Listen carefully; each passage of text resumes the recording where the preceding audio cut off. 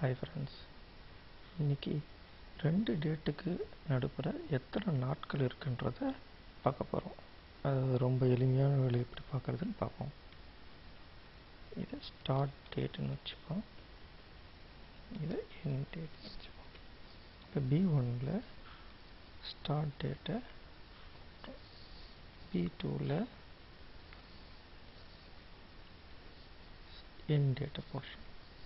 இந்த டிஃப்ரென்ஸை பார்க்குறதுக்கு சாதாரண எல்லாத்துக்கும் யூஸ் பண்ணுற மாதிரி B2 - B1ன்னு போடுறோம்.